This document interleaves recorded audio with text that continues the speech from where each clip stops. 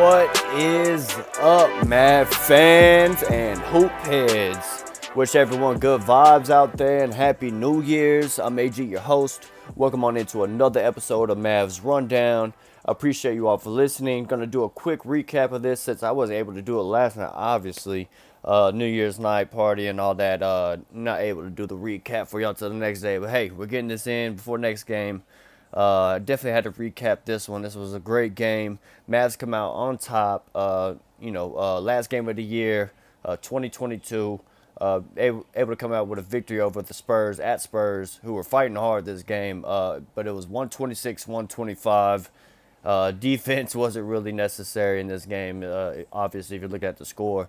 Also, Spurs were just shooting like first half. They were shooting like 62% from the field, 50% from the three. Just staying in the game. Mavs were shooting 57 from the field, 45 from three. Good shooting, but Spurs were just shooting shots and getting into this one. End of the first, it was 32-30. The Mavs were up, but it was a slow start. But Luka had 22, kind of keep them in at halftime. By halftime, Mavs were up 68-64. Luka had 30, 1 and 3 at halftime. Seawood had 10 and 6. As I said, the shooting splits of the game. Spurs were just in this. Staying hot.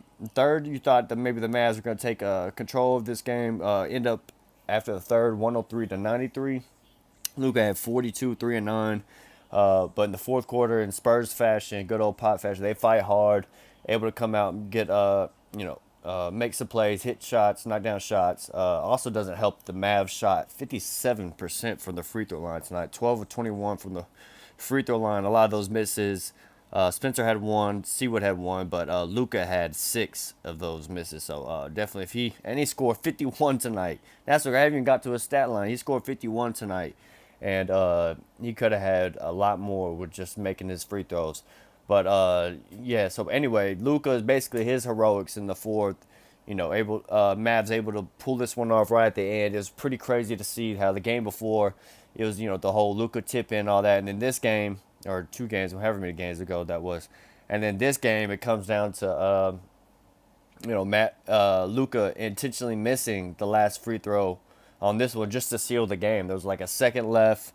He already missed the first free throw. So you're like, is he going to make the second one to help out his points? Or is he, what's he going to do? And he intentionally misses.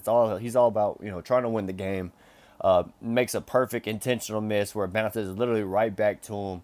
And he's able to just dribble out the last second and a half before anyone fouls him. And Mavs win. So great win. Just be able to escape from this win. I don't think there's too much to take away from this game. Obviously they didn't play good defense. When you give up 125, that's obviously not good defense. But at the same time, it's New Year's. It was New Year's Eve. I'm sure everybody, all the players' mind were on, that night and things like that. So you just got to handle business. And at least they took care of business and came out with a dub. At the end of the year, they don't ask how, they ask how many. So, good to come away with a victory. Increases our win total now to 21. We're 21-16 on the year. Here, let me look up. I didn't even look up the standings yet. We're going to have to start doing standing updates. Now in the season, everybody's going to start looking at that, jockeying for position and whatnot. Still a long season, but it's good to know. And after that, Mavs are actually in the 4th seed right now. That's crazy to think. We were just like 9 or 10 last week. And this 6-game win streak that we're on, I mean, boom, we're right there, number 4 seed at 21-16, only 3 games back from the Denver Nuggets of the 1 seed. Like, Mavs are right there in the mix. And if you're looking at point differential, in the West, just in the Western Conference, I mean, Mavs are literally, they were the 4-point. They're not. They're 2-point. They're 1, 2. They're probably third, 4th. So they're right as their plus minus, says they are 4th in the conference in that, and they are number 4. So that's pretty crazy. The good stuff about the Mavs, great home record, 15-5 at home, just away 6-11. Doing really well this year, or the 2022 recap basically being, it's a little bit better than last year.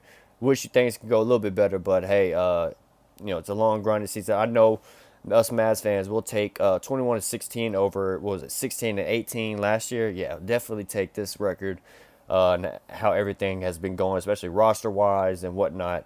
But yeah, let's get to the main box score. Luka Doncic tonight in this win: 51 points, 6 rebounds, 9 assists, 4 steals, and a block.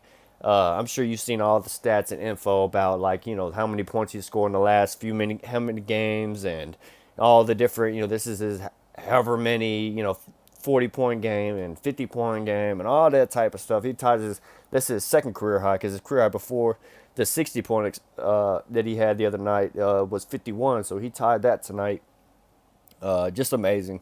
He's on a stretch right now where he's starting to realize he's unstoppable, and it's true, and it's shown in his game. He is unstoppable, and then now it's like I think he's finally realized how good he is and how unstoppable he really is, and he's putting it together. It's good to see him do this, especially with how uncertain things are with the roster. Mavs, if we're gonna make a move or what's going on, just good to see him still coming out producing, racking up wins for the Mavs. On the other hand, look at everybody else. The only other person that scored big, I'll say big, was Seawood. He had 25 in this game, 10 to 15 from the field, 4 of 7 from three, 7 rebounds, 2 assists, a block. Still continuing to do really well in the starting lineup with Luka and for the Mavs. Spencer Dinwiddie tonight a little bit inconsistent. He was 5 of 12 from the field, 0 of 3 from three, only 11 points.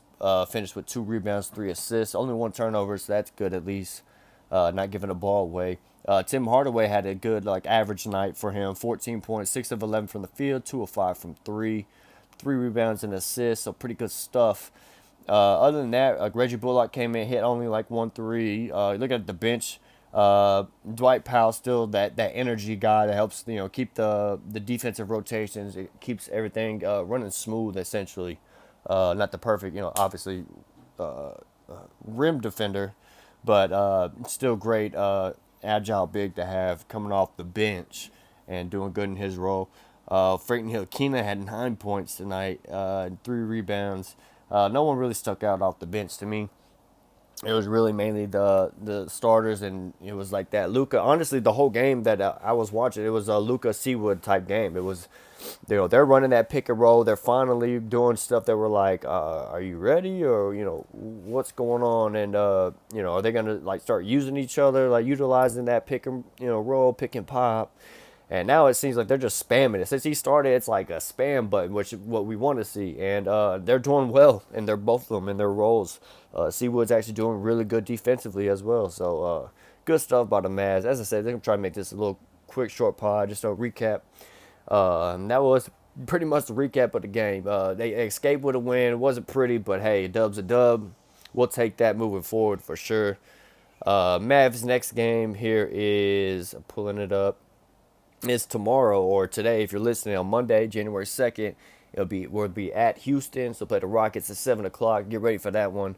Hopefully turn this to a 7-game win streak because we need all the momentum we need going forward because next handful after that, I'll just name the next handful of games of this. It's versus Boston, then versus the Pelicans, then at OKC, but still, Shea is no joke, so you got to be careful there. Then you play at LA Clippers, and then at LA Lakers, which, you never know up and down how that is. And then we play Portland, Atlanta, Miami, and then Clippers again. January is pretty much a nice little gauntlet for the Mavs. A kind of a litmus test to see kind of where we're at, so to speak. So that's a good thing to see, or to look forward to coming up this month. So again, should be a fun month. I don't want to say easy game, but last kind of pick me up game before a nice good stretch of the Mavs. Kind of see where we're at in this part of the season. See, if what type of trade we need, or if we really need to try to pull the trade this year, or wait till the off season, all that type of stuff. This stretch will help determine. I'm sure what this front office wants to do because it just seems like they're in limbo right now. They don't really know what to do, especially with Seawood producing like he is. But anyway, yeah, I'm going to go ahead and get out of here at Houston. Get ready for that one. Happy New Year's to everyone. It was awesome. Glad we finished 2022 with a win and on a win streak. Great stuff. And Cowboys won earlier in the week, Thursday. So Great Dallas time. Great time to be in Dallas. Dallas fan. That's pretty cool. Anyway, if you want to follow on Twitter at Mavs_rundown, the Mavs rundown is free on YouTube and also on Spotify at MAG. Thanks for listening. Remember, cool heads prevail, and I'll see you next time on the Mavs rundown.